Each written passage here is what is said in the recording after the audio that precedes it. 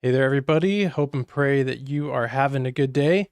It looks like there is an update. At least CBN posted some new news on the red heifers in Israel. So instead of just making a video on it, I figured we'd go live and watch this together and kind of see what they're saying. There is some new news. I saw a little bit about it online. I think they're down to 3 red heifers left at the moment, which we'll talk about a little bit because I find that a little strange that these heifers are just gone. I actually don't think they're gone. I think that they probably did do a secret sacrifice of a few of them. Again, like over a year ago, we saw that there was an altar that was built.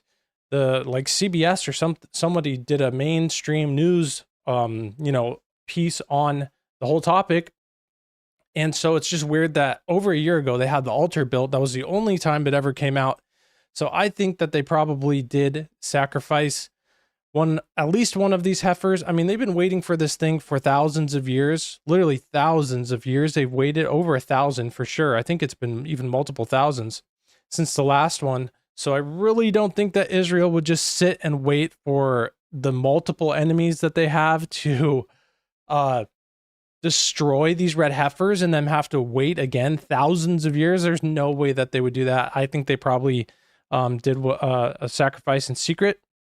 So we'll see what CBN has to say about it on this update here. And I'll also show another resource that I came across in regards to the third temple that I haven't seen before, just showing that they're pushing forth with this. And these are prophetically significant events that are starting to take place in our world right now. What's up, Cross Reference, Tina Armstrong, Dennis, Catherine? God bless you guys. Hope and pray you're having a good day today. So let's get into this video here. 3 years ago, the arrival of 5 red heifers in Israel attracted global attention.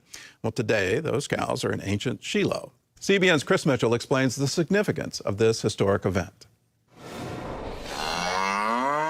Here in Shiloh, first time after 2,000 years, we have real kosher red heifers, which is really exciting. Mariah Shapir is the manager of the visitor center at ancient Shiloh and explains why the red heifers are so important. In the Bible, it says when a person wants to enter the temple, which is called the house of life, he has to go through a process using ashes of the red heifer, meaning that the red heifers are actually the key to the temple. Shapira says that process is for purification, to cleanse someone from death. So a person that got in contact with death, either in a funeral, in a hospital, and he wants to enter the temple, which is called the house of life, full of the presence of God, has to go through this process. And the process is the priest used to take the ashes of the red heifer, mix it with water that comes from a spring, life water. He's actually taking the source of death, mixing it with source of life, and these together become the purifying water.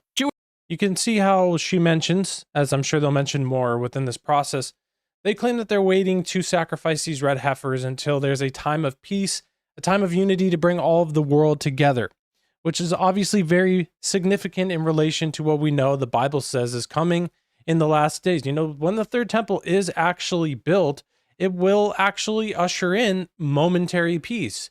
The Antichrist will create peace for 3.5 years, whether we even know who he is at that time. I think we do, but whether we actually do or not, he will usher in a time of peace. So the third temple will be built, the nations will be going there, peace will come on the earth, and everyone will be so amazed.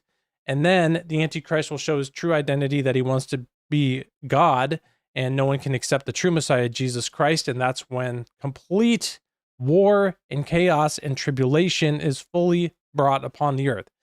So it's insane that, you know, the people in the Jews in Israel, they don't even believe the New Testament prophecies, but everything they're even saying that they're waiting for is a fulfillment of those prophecies. It's even a fulfillment of prophecies in the book of Daniel and some of the Old Testament books. So the fact that they can't put 2 and 2 together and see Jesus as the Messiah is really mind-boggling, and shows that the prophecy that was also given later in the New Testament, and I even think in the Old Testament as well, that their eyes would be darkened, they would be blinded, and their hearts would be hardened, and that the fullness of the Gentiles will be brought forth, and that the jealousy of the Gentiles being saved and having a true relationship with the Messiah is what will draw them to actually accept Jesus eventually as well.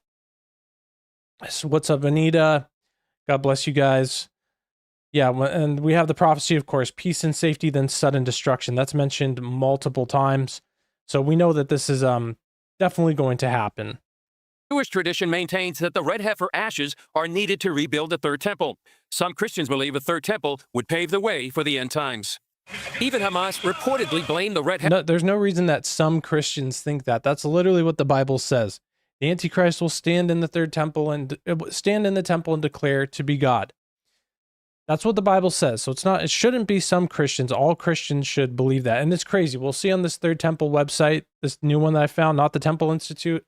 They actually have a map of all the supporters around the world. There's so many people, like over 50,000 almost in America, who are donating for this third temple to be built, which will actually be where the Antichrist declares to be God. There's actually going to be 4 temples in total because we have the third temple coming, and then Jesus will set the ultimate final temple in New Jerusalem coming when his millennial reign takes place on the earth.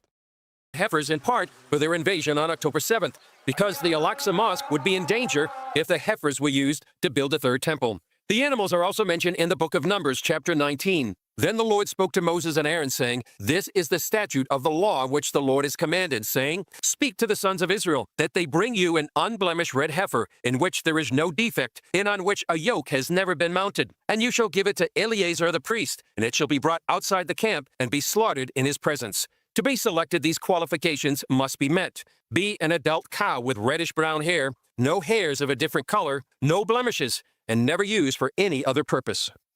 These are the 5 red heifers out here in Shiloh. 2 have already been disqualified, but you only need 1 to qualify for the ceremony for the purification for the temple. And there we go. That's at least one update that we know for sure is coming out. They had the initial 5, and I think even when they had the first ones that were brought forth, it was maybe even more than that, or when they were first noticed, I think they even said they had like 7, then 5 were brought to Israel. And this is such a big deal for the Jewish people and for really the world and Christians. I mean, this is a huge event, really, a worldwide event that's been taking place here. Just the fact that even some of them are, being taken away and shown that they're not pure or whatever, you would think that there would be videos of them, because they have the videos of the priest or the Jewish people, whoever it is, looking through them, looking for the blemishes, and there'd be some video somewhere of the heifer putting on a farm or taking on a plane back to Indiana or whatever, but we don't have that. And I think that for sure, I think that some of them have probably been sacrificed in secret, because there's no way they're going to wait and just risk it for peace and safety in the Middle East, where there's never peace and safety. Here you go, ladies. My next point is to try to find a farmer who can make hay, which is, the flowers and the leaves and everything stay on them. That way it's better for the cows. Larry Barnschwager, a farmer from northern Indiana, takes care of them. It's just a lot of fun to be involved in something that I see God is doing behind the scenes. He says what he's experienced since arriving here is remarkable. While I've been standing here at Shiloh, every continent, countries I never heard of before, were here to see the red heifers. There's something happening in Shiloh. And Barnschwager believes it's biblically significant. Ideas are becoming a reality. In other words, the idea of a red heifer has been in the Jewish understanding for over a couple thousand years. But here at Shiloh, just like it says in Genesis 49, there's something happening here that's drawing the nations, and it's the red heifers. This area. So this is actually what is happening, and it is drawing the nations together. And someone mentioned, where's the third temple mentioned in the Bible? It's mentioned in, I think it's, 2 Thessalonians 4 or something. The Antichrist will declare to be God in the temple. And people will say, well, he's going to do that in our bodies because we're the temple. It doesn't make sense that the physical being, who is the number of a man, because we know his mark is 666. So he's a physical man, and that's the mark he'll get. And this same person will stand in the temple and declare to be God. He'll also speak blasphemous things against God. This is told in Daniel and Revelation, so we can know it's a man. So it doesn't make sense that he's standing in our bodies. People tie that to verses like the vaccine and stuff. It just doesn't make any sense. We also have in the book of Revelation, I forget the exact verse, but it talks about the temple being there and being a thing, and then the Gentiles are standing outside, trotting it down, and that this is the fulfillment of the Gentiles taking place, and this is happening at the temple. I'll look this up as we watch this, but this is the visitor center here at Shiloh, where the red heifers, I think, even are right now. And it's actually going to be a visitor center, like a tourist attraction, where people can come from all around the world and check these red heifers out. So pretty crazy. is where Hannah prayed for a son, where Samuel served the Lord, and Joshua divided the land between the 12 tribes. The place where many stories of the Bible occurred. And today we also have here the red heifers, which is something new. The budgets for this visitor center stopped because of the war, so we invite whoever wants to be part of with us to help this very important thing of the red heifers. Shiloh has so much significance. It was the spiritual capital of Israel for 369 years. During our visit, Bible I'm just going to move this over here real quick, and we'll check this out. teacher Dr. Todd Fink brought his group to see the red heifers. This is huge. This is huge, and the one gal that was giving us the tour, she said that part of the reason why Hamas invaded is because of these red heifers. And I mean, that's pretty crazy, right? The Hamas spokesperson did say that. They said one of the reasons that they invaded and they said their attack starting on October 7th was because of the red heifers, like a type of holy war. Crazy stuff. And just to reference some of you guys talking in the chat, yeah, I mean, we have very specific qualifications and characteristics of the Antichrist. He won't be after women. The number of the beast will be a number or his name like tattooed on people's head, and he will actually receive a deadly head wound and be brought supernaturally back to life. So Trump being shot in his ear. Trump also is pretty obvious. He has a history of liking women, so he doesn't fit the characteristics of that. At the moment, Musk is doing good things, in my opinion, and I appreciate the things he's doing for free speech in America and around the world, and also like helping people when the government should be helping people, giving them internet access, like in Carolina when that terrible natural disaster just took place. But Elon Musk does have some weird tendencies, and so if he doesn't get saved, we got to watch. We for sure got to keep an eye on him to watch what he does till he gets saved. But if he doesn't get saved, he's someone for sure to keep an eye on because he's an interesting character. So here we have a verse in Revelation 11, talking about the temple again. I was given a reed like a measuring rod, and the angel stood saying, "Rise and measure the temple of God, the altar, and those who worship there. But leave out the court which is outside the temple, and do not measure it, for it has been given to the Gentiles, and they will tread the holy city underfoot for 42 months. And I will give power to my 2 witnesses, and they will prophesy 1,260 days, clothed in sackcloth." So we can know that this verse is in relation to a physical third temple in Jerusalem, because if this was talking about the temple in heaven, the Gentiles would not be standing outside, trotting it underfoot for 42 months. Nothing evil can take place in heaven. When the angels and Satan started to rebel, they were kicked out. So this is not some event taking place in the temple in heaven. And according to prophecy, these red heifers are significant. From the time of Israel's history, they say that only 9 have been killed for these ashes. And so for these to be here in Shiloh here, and for that to fit in with what appears to be prophecy on the horizon, we're living in monumental days, unbelievable times. Chris Mitchell, CBN News, Ancient Shiloh. Well, here's the significance of it. You can't have a priesthood without the red heifer sacrifice. The ashes of that sacrifice get mixed with flowing water. That becomes an atonement for their sin. And you can't enter into temple service without being purified by the ashes of a red heifer. Here's something else for you, and it's from Numbers 19, verse 10. It shall be a statute forever to the children of Israel. There's more to that, and to the stranger in our midst. When you look at the Old Testament, wherever you find, it shall be a statute forever for the children of Israel. Pay special attention to it, because God's being very intentional. This will survive, and this will be something that when Israel is restored to the land, this will be something that reemerges. To add to the mystery of this, I did a study of the Temple of Heaven in China. And in that, the emperor, as the son of heaven, was the only one who could give a sacrifice to an invisible God. And he was the only one entitled to do it. And what did he sacrifice? Well, he sacrificed an unblemished red heifer. They would search all of China to find one single heifer who was 2 years old and carefully carry that heifer to the Temple of Heaven for the Ming and Qing period. It was right outside the city of Beijing, and it was called the border sacrifice. Confucius, 500 BC. We'll listen to the rest of that. It's only like 30 more seconds, so I just want to reference a few things here.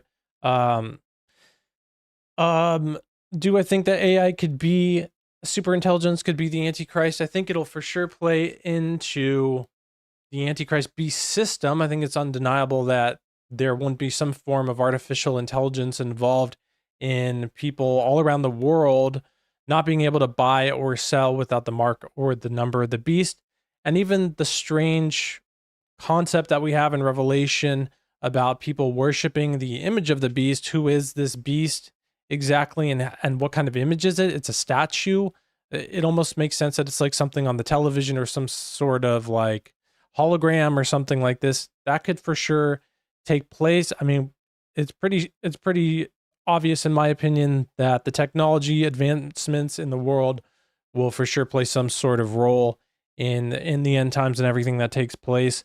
As far as the Pope and the one world religion, I think a lot of that does make sense. Even the four beasts in the book of Daniel, and the little horn and the four beasts and the three that are overcome, it says that the one beast is from Rome. So it's tied to some sort of Roman Empire. And there's also prophecies within the Catholic Church of the false Pope, and he could potentially be the false prophet or something like this.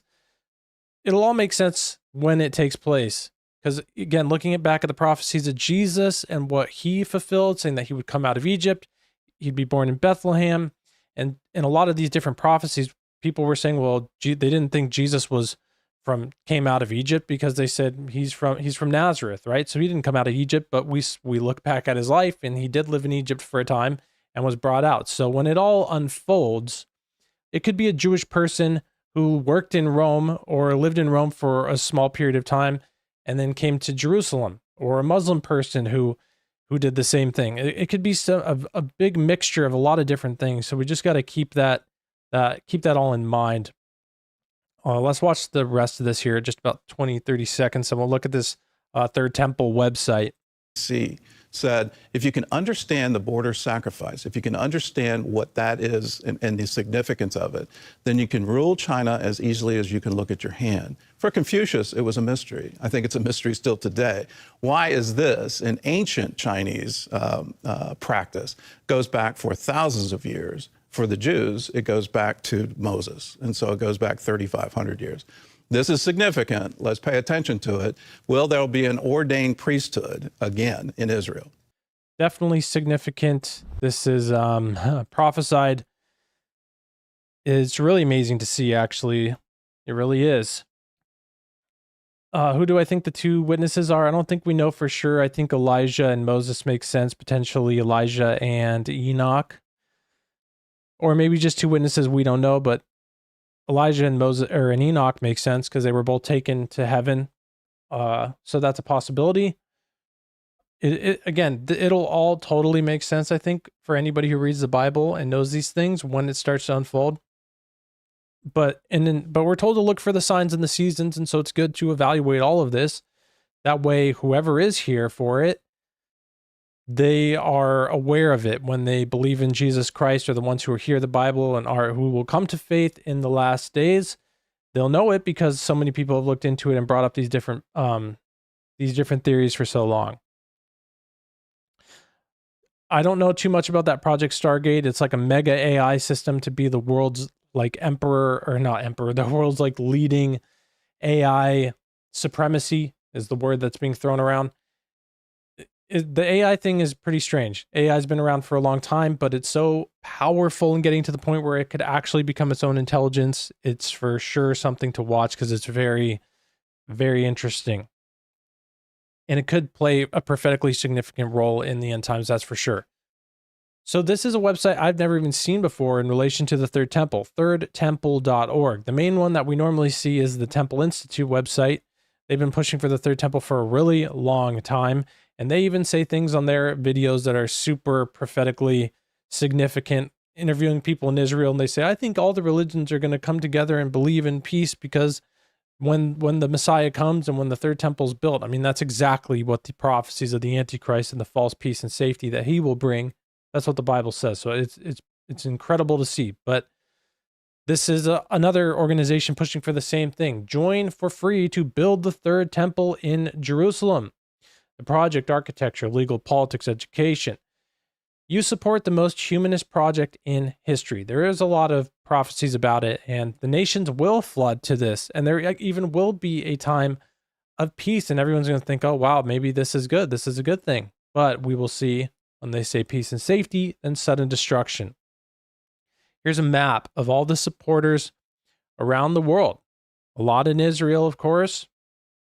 Quite a bit even in here in the Middle East, which is kind of amazing to see. There's a lot here in Ethiopia. Of course, when you go to America, they are the leading supporters for this organization.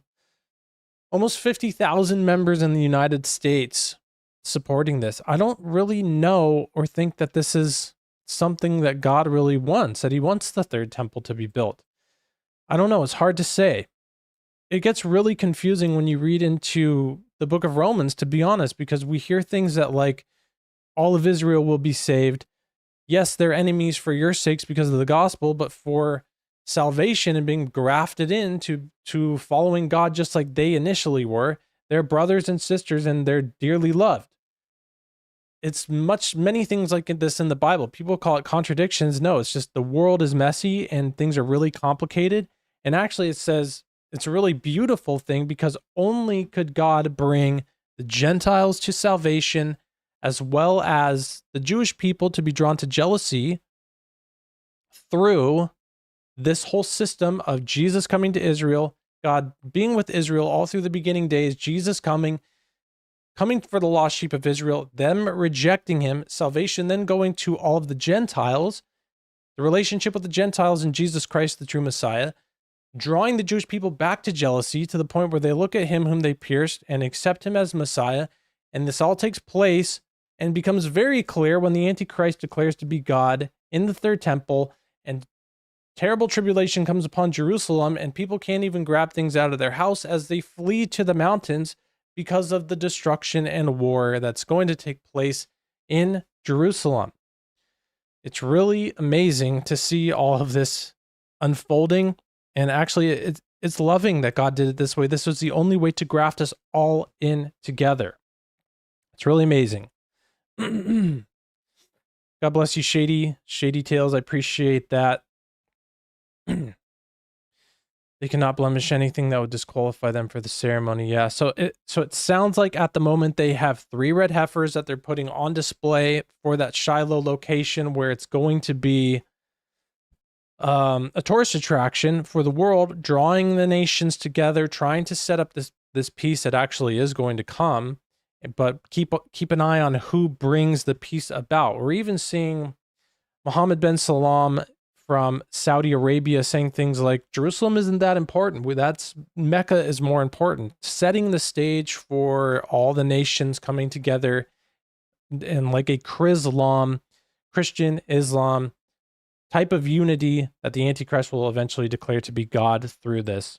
So I just want to read this on the website here where it says why support the project. Here's the 10 tenets that they have listed: to restore the oneness of God, the one God for all humanity at the site where his home is to be built, to work for peace among all the nations, the result of the divine presence that will be reflected in the third temple, to regularly receive information on developments in this area. It's free and will remain free. Our information will remain confidential. To participate in the largest joint project of all humanity, to be part of the first group of people that is marching towards a better world while spreading universal fraternity. Nothing is done without hope. To fulfill the commandment of participating in the construction. Sorry, my face is covering these up here, but this is here. The construction of the third temple, to influence Israel and international political authorities, the UN, UNESCO, so that the project will be at the top of the agenda. To transform from hatred to love in order to build a better world. To train the people of Israel to illuminate the nations in the right direction.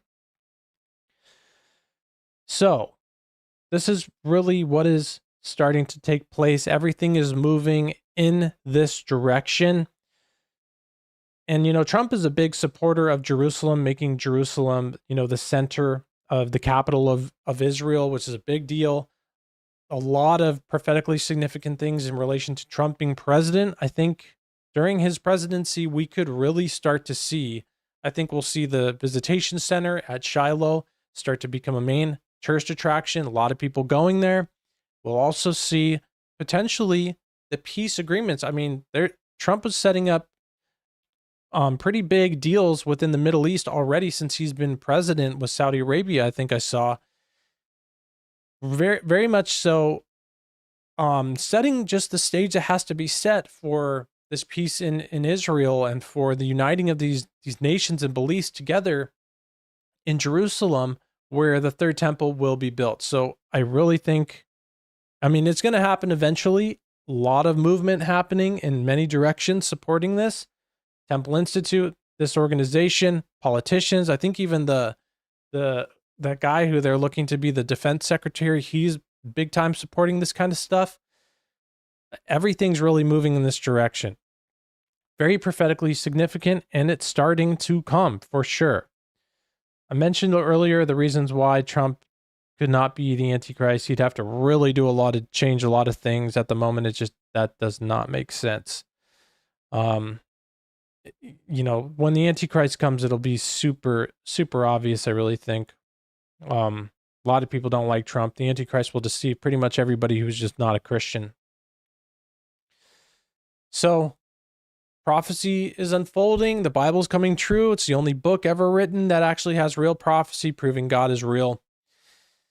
Keep your eyes on this, and we are supposed to pray for Jerusalem, pray for the peace there, pray for the Jewish people to have their eyes open to the truth that Jesus is the Messiah. I think Jesus even was trying to give them chances to bring his millennial reign to the world before all of this even unfolded. He knew it wouldn't, but he tried, which is why I think Jesus made the statement, "How many times I desired to gather you together like a hen gathers her chicks, but you were unwilling."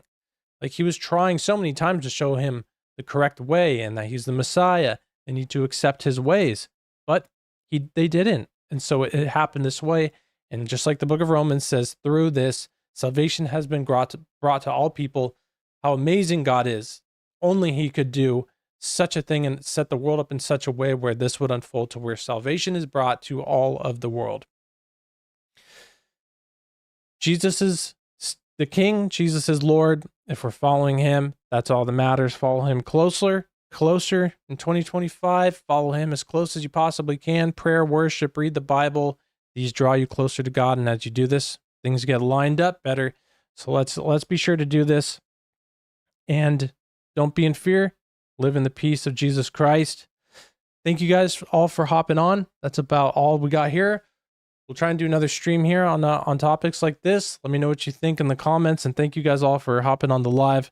I hope and pray that you have a blessed weekend and a blessed week, and that we all have a blessed 2025, proclaiming that Jesus Christ is Lord and the only way to heaven. Thanks, guys, for stopping.